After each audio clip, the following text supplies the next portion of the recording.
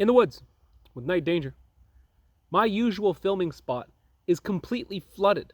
The creek is higher this year than it has ever been, and my usual little bench, this log that has fallen across the creek, the place where I normally put my phone to film, is entirely submerged in water. First time this has happened in, it's got to be 5-6 years. So, we've relocated to a new abode. This string of rocks continues on that way.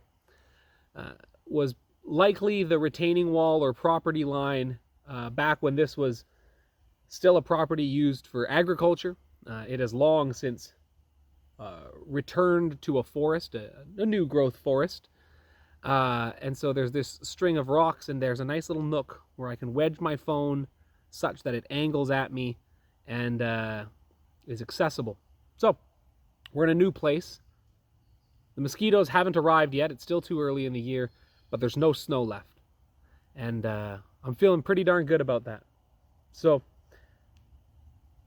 I want to talk about what's been new in the world of Night Danger, what's been happening, and perhaps the most happening thing. Something that I always knew was coming, but I was never prepared to admit. And I've had to make my peace with.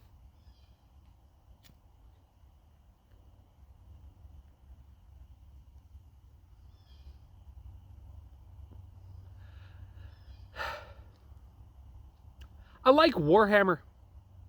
I really do. For years, I have avoided official settings, official splat books, pre-written adventures. I think, why would I let someone else do the imagining for me? Why would I let someone else do the creative work, the world building, the lore, all that stuff for me? And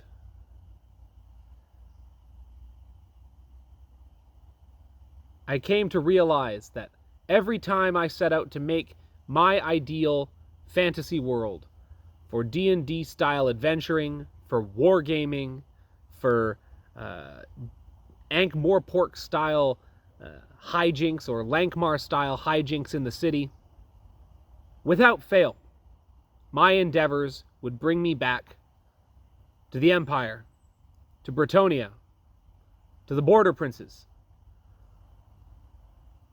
They just got it right. The more I think about it, the more I might have to admit that Warhammer, fantasy specifically, might be the most perfect fantasy RPG and wargaming setting ever devised. It might even be the platonic ideal, if such a thing does exist. And I've come to believe that Rick Priestley,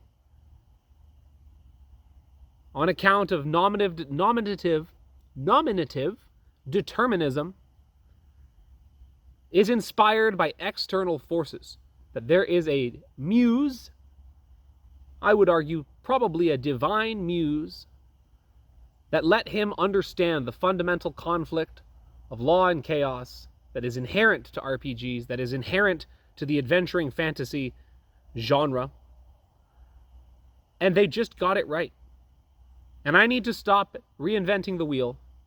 I need to stop pretending that I could do better than Mr. Priestley. And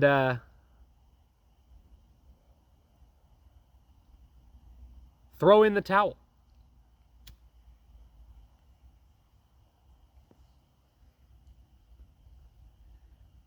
So I bought a copy of Warhammer Fantasy RPG, 1986, the hardcover, and it's beautiful.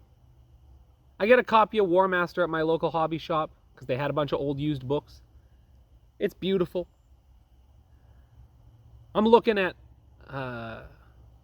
Warhammer Old World miniatures, which are a fraction of the cost of 40K miniatures, and they're beautiful.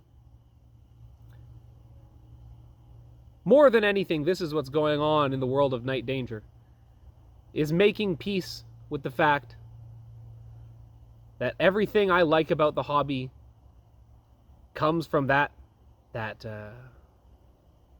that beautiful cauldron of late 80s, early 90s British wargame design, wargame principles.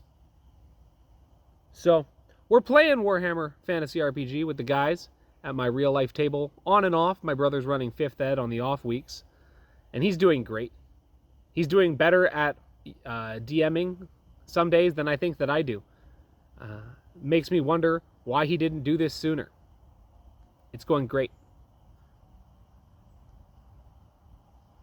This is a difficult video for me to make, because to admit that I should buy in to an official product that is owned by a company that hates me is upsetting. But sometimes you gotta know when you're beat. This has been Night Danger in the woods. Stay tuned through the summer.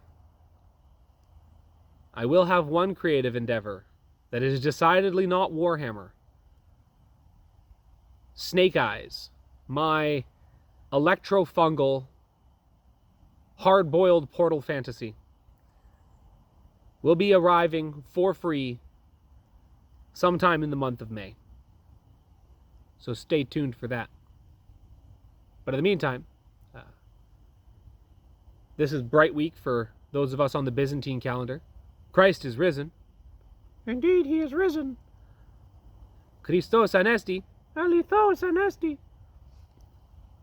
God bless you all. Have a lovely day.